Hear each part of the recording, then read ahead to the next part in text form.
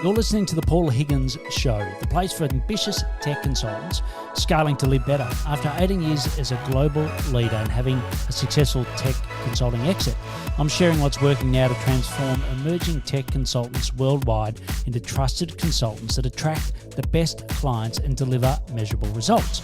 When you're ready to level up your clarity, results, and freedom, begin with the free Strategic Profits Blueprint available at paulhigginsmentoring.com/blueprint.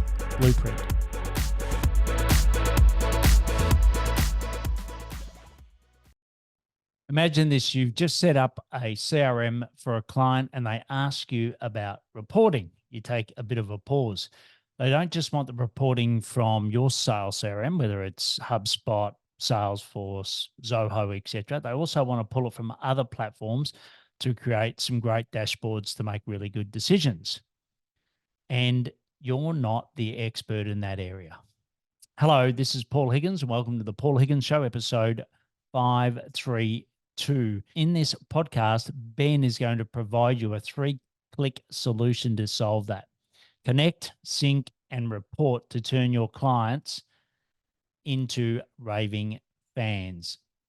Ben ran a software development business for over 20 years where his team built everything from enterprise solutions to scrappy start-off proofs. In 2019, he used all his expertise to build an MVP of his own SaaS platform, which is now synchhub.io, in just 1 week. 4 years later, he keeps his finger on the pulse in the business by being on the coalface of customer support. And in this interview, he's going to give you some really great options around how you can take the raw data and turn it into great reports for your clients. I'll now hand you over to Ben Liebert from synchhub.io.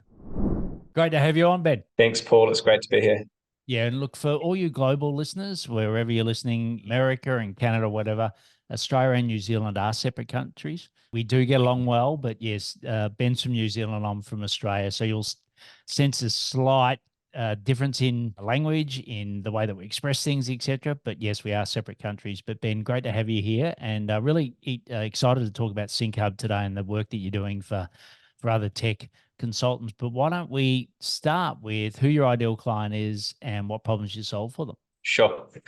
Gosh, so our ideal client came to us about 4 years ago. I been running a consultancy and software development business for 20 years.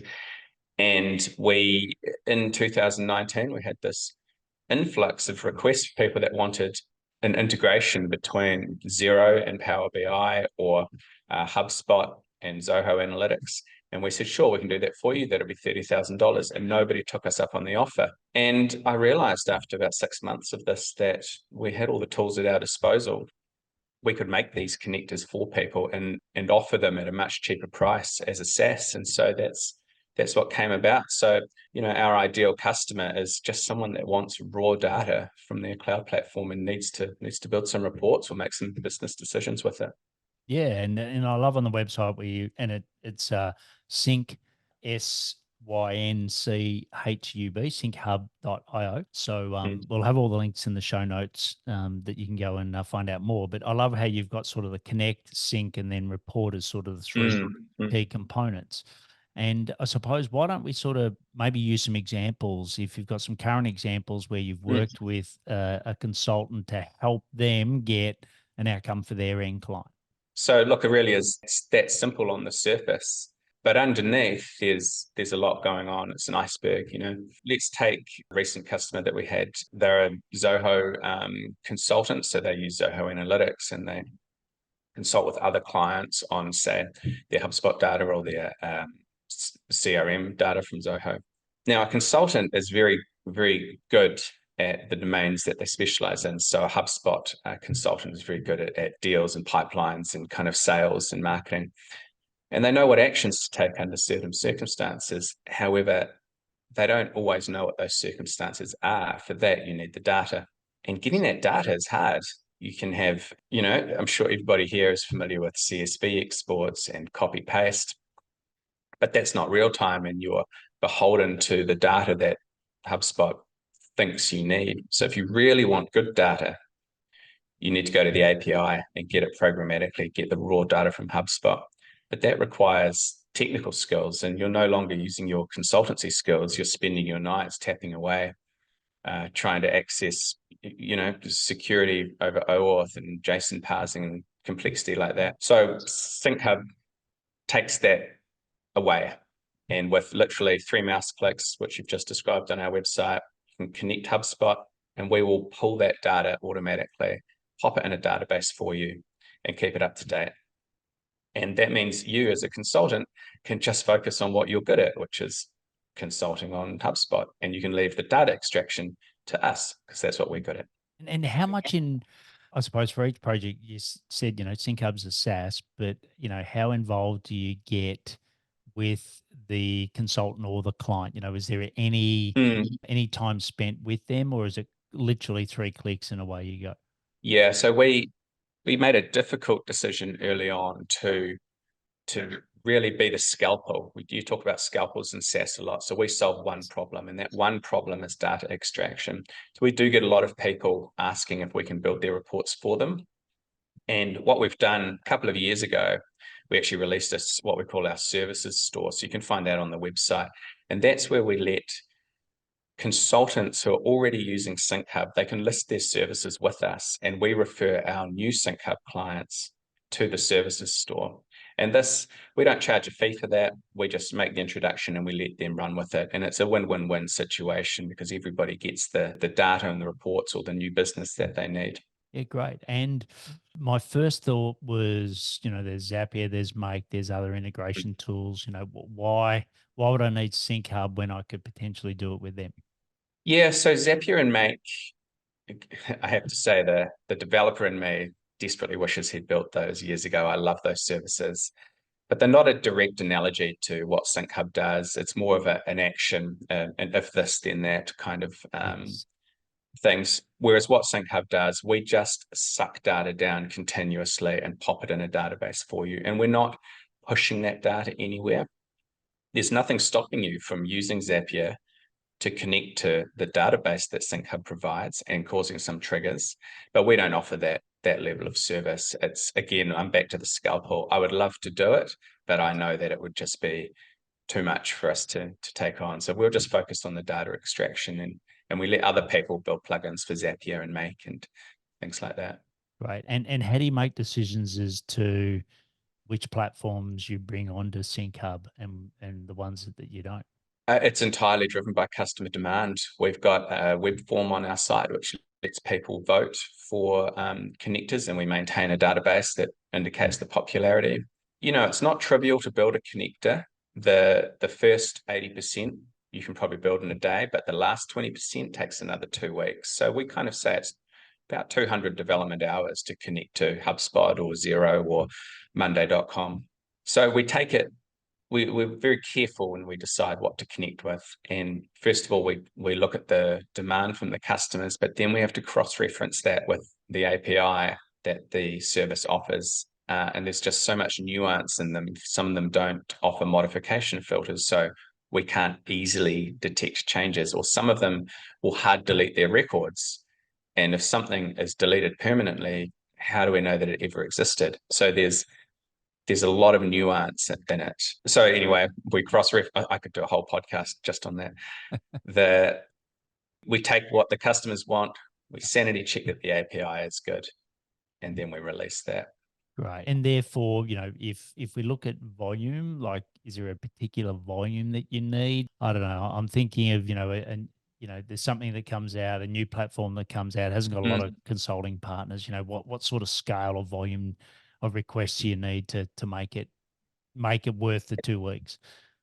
Yeah, look, we do want to be relatively assured that there's going to be demand for it. But having said that, our most popular connectors are not ones that I ever realized would be popular. They were requested by a customer. We did it for them as a favor. And then suddenly all these other people come in, and it opens up this entire new channel. Simpro springs to mind. We did that as a one-off, and suddenly it's probably our third most popular connector. And equally, it's really nice. We're big enough now that other SaaS companies approach us and ask that we build a connector for them. So we had a young company a couple of years ago come. They had no customers, but I liked them, and their API was really nice. Actually, they were so young that we could consult on their API with them and help them kind of get it perfect. And so, yeah, we built a connector for them. And as it turns out, it's not a super popular connector, but I don't regret a thing. Like, it was enjoyable, and you never know what will lead to what. And I'm sure, like in all of these relationships, there's multiple paths to the end client, right? So sometimes, I'll sort of quickly ask the question, and then you're the expert with the answer. But I'm thinking that some of it might be where you're directly speaking with the client introduced by the consultant. Sometimes you're white label. Just take us through some of the ways that the relationships can work. Yeah, you've actually nailed both of our target customers there. On the one hand, we've got business owners who are technical enough to roll up their sleeves and they want to write their own reports or analyze sales figures or whatever. But the majority of our customers, consultants, accountants, probably a third of customers are accountants, and then maybe another third are other consultants. And these guys obviously bring their own customers. We don't have a direct relationship with those customers. We've got a white labeling offering which lets consultants onboard their customers underneath the consultant's brand. And so from their client's point of view, SyncHub doesn't exist. They just deal with the consultant. And that's really good. So, we see ourselves there as second tier support, which means that the consultant who is an expert in SyncHub by now and can use, because I'll get to support in a minute, but the consultant takes care of a lot of the client questions, and then they'll defer to us if there's an extra question. But all I was going to say about the support is that 99% of our support is done using the tools that SyncHub already provides. So we don't have any magic access to anything that our customers don't. We avoid the black box in SyncHub, so everybody can get full access to how the engine works. Right. And as far as the the flow of money, like obviously with the white label, there's a direct relationship with the consultants, so let's say a Zoho, HubSpot partner, and yourself. Mm. So are they paying, how's the payment work? Is it based on an instance? Is it based on an Right. access? Like, yeah, how does that work in the white label environment? And then I'll talk about the end client after that. Sure. So the white labeling, it's unlimited users, and you just pay for the connections that you use. We've got a range of prices based on how often you free access your data, starting at $19 a month. It's very cheap and very accessible and very easy to just start. If you're data curious, you can create a free trial and you'll be reporting within 10 minutes on your raw HubSpot data, monday.com, whatever you like. With the white labeling offer in particular, there's another pretty neat thing, which is you can choose to have SyncHub bill you directly, or you can have your customers swipe their credit card and the financial transaction is between SyncHub and the customer. So that's quite good because it just takes the payment question out of the process for you, and you can just direct people to sign up, and then their data's there, they're waiting for you. But if you want a bit more control, we even offer Stripe integration, which means suddenly you can actually adjust the prices of your offering. We've had a few customers who will roll their consultancy services into the SyncHub pricing. So their customer just gets one invoice each month. And for that, they get the raw data, which SyncHub provides behind the scenes, but they also get 10 hours of consulting a month, or this handful of reports that the consultant can disperse amongst their clients. Yeah, great.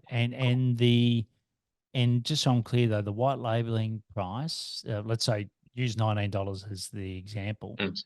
Is that does the consultancy, they can put a markup on that to the end client if they choose to?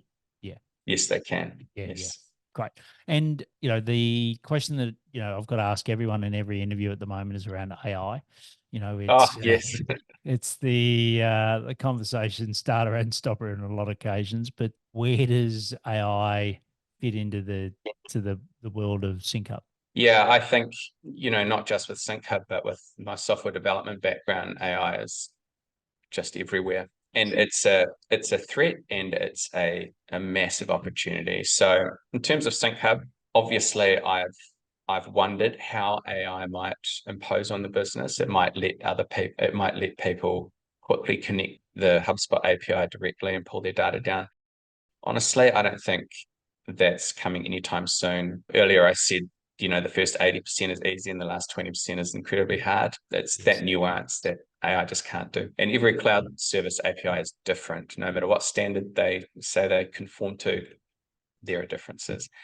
But the opportunity, so we've already rolled AI into our platform. ChatGPT-4 became available to us programmatically. We added it to our query editor. Now, I said before that Sync Hub doesn't offer reports, and we don't, but we do have a query editor, which means you type a SQL query and you can get your results back from your data. This was initially used for people to just really quickly check some figures like sum up a month's sales, something that they didn't want to whip out Power BI or Excel for.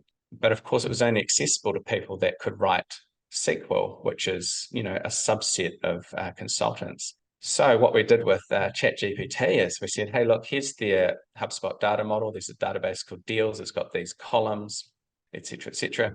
Please, and then the customer types in whatever they want. Give me the upcoming deals in the next month.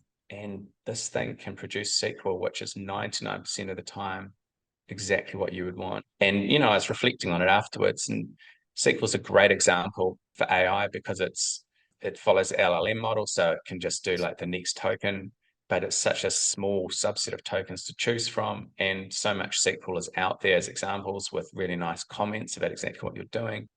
I mean, that is something that I never dreamed I would be able to offer my customers when I started Sync Hub. And now all of a sudden, within the course of a year, your vision for what you can do just explodes. So it's incredibly exciting. Yeah, that's brilliant. And look, I suppose you and I are at the age where we've seen, different technology fronts, and I think it's and been very lucky to go through those. Like I still remember when we used to send faxes, for deal sheets in corporate, and then it went to Excel, and then we got mobile phone, all of that innovation. But I think especially for someone like yourself, which is more heavily involved in the development back end, I think there's enormous opportunities. Watch this space because I think it's only going to speed up from here. And as far as the the future, so we talked about AI, but what other future developments that you can sort of talk about now that you've got in your product pipeline that may trigger tech consultants to consider Sync Hub even more? Look, the main engine of Sync Hub was baked and done, years ago. And a lot of our effort these days goes into the tooling around it. So it's one thing to get your raw data, but a lot of people are curious about where it comes from or exactly why it is what it is. For example, most dates that we download are in UTC time format, which is, in New Zealand, that would be 12 or 13 hours behind now. We build a lot of pretty sophisticated tools like the query editor that I mentioned before, and an API explorer, which lets people query the API, bypassing the Sync Hub engine, just get raw data from the API. So they can just roll their sleeves up and understand how it works. Consultants are a lot like developers. They like to know how things work, but so nicely with our own ethos. So in many cases, we find that the tools that we're using to help us develop are tools that we just eventually polish up and release to our customers. In terms of other major features to Sync Hub, the biggest thing we're doing over the next year is our Insights platform. So Insights is our stab at report visualization and sharing reports. So you can do dashboards and you can have these emailed out to people when appropriate. But we have an extra advantage here Power BI can build reports and send emails, but our advantage is that we've got consultants on our white labels. Consider a Simpro consultant who has a really in-depth domain knowledge about how Simpro works. And they know that 90% of all their customers have the same top 10 questions. So they've got this suite of really rich reports. Currently, if you want to disperse those to your clients in Power BI, you've got to set them up with the Power BI instance. You've got to copy paste your templates.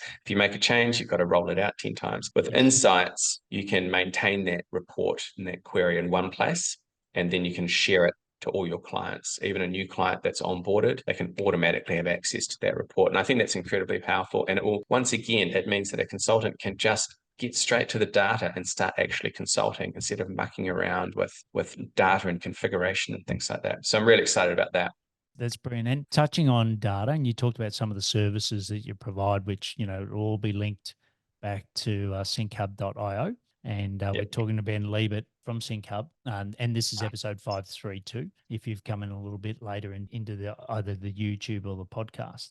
But the data has always been an issue around the accuracy of data. I remember back in my Coca-Cola days that, we're always cleansing data. It was a nightmare because everyone had, different version of street, ST versus the full word or whatever, right? It was just brings back nightmares now when we had to try to clean it. For you, we talked about AI, but is there any ways that you're seeing that people are better cleaning their data than what they were before? You got any providers or anyone that does that? Because I'm assuming, you do the piping between the data and the reports, but who's making sure that the data is clean in the first place? Yeah, look, a lot of our customers, they specialize in data cleansing. That's why they're using SyncHub, so they can pull down your customer database and check for dupes.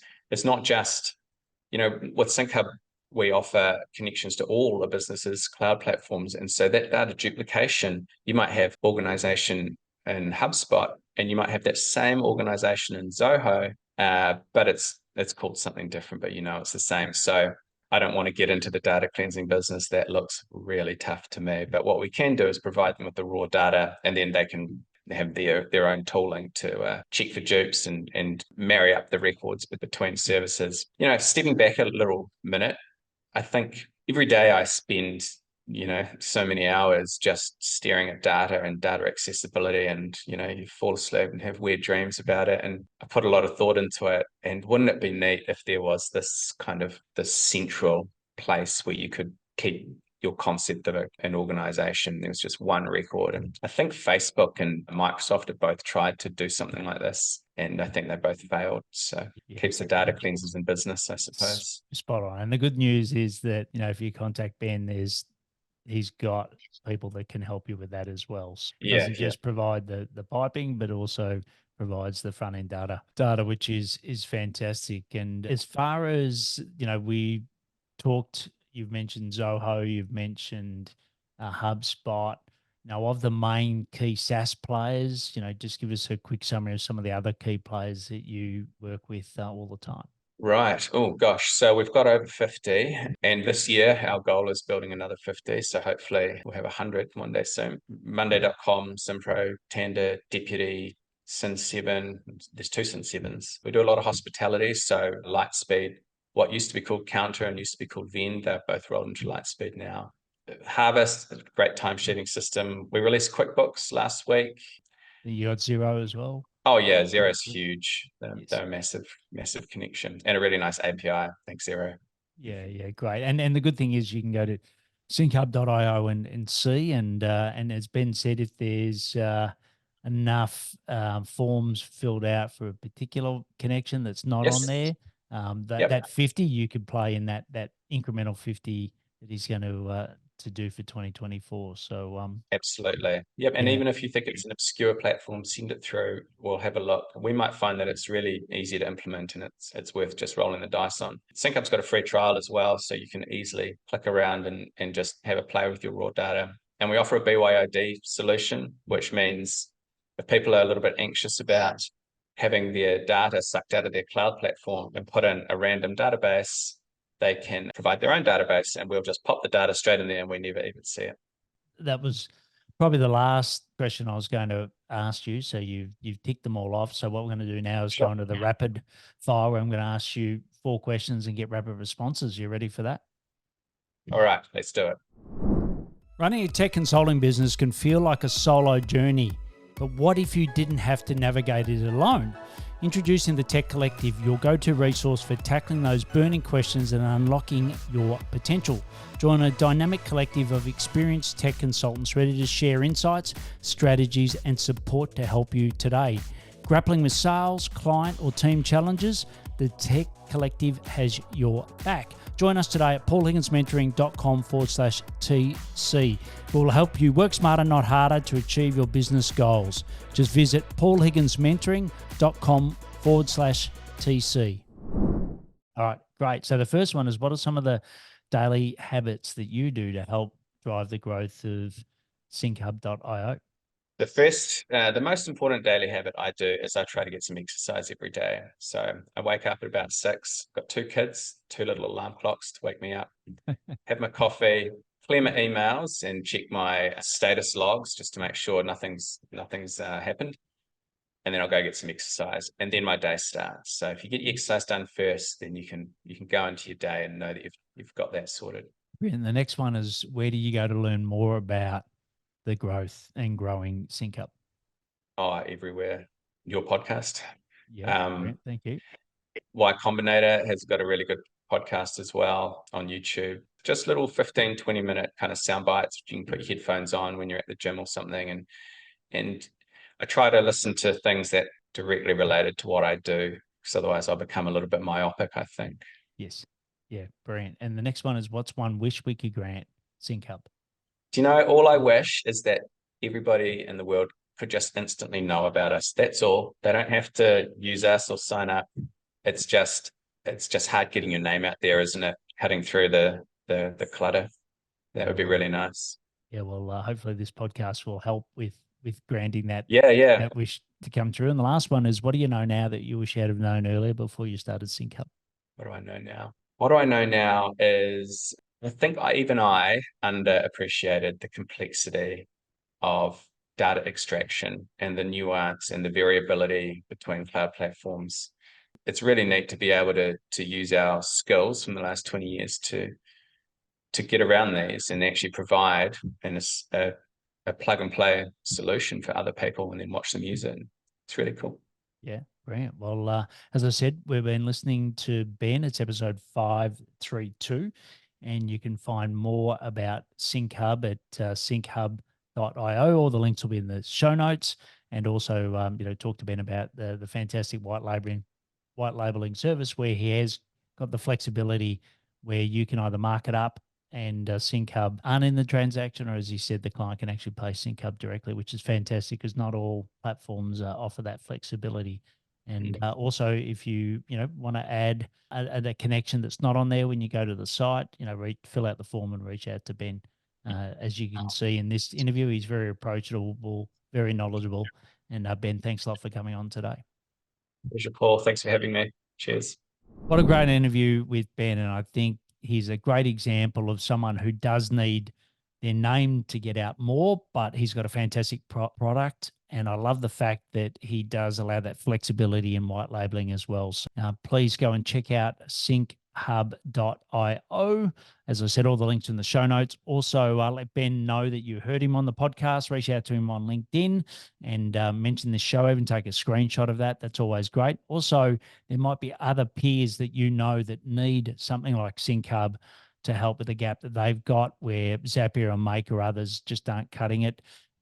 Please share that with them, and they'll think you're a rock star. Also, check out our solo shows, and I'll see you next time on the Paul Higgins Show.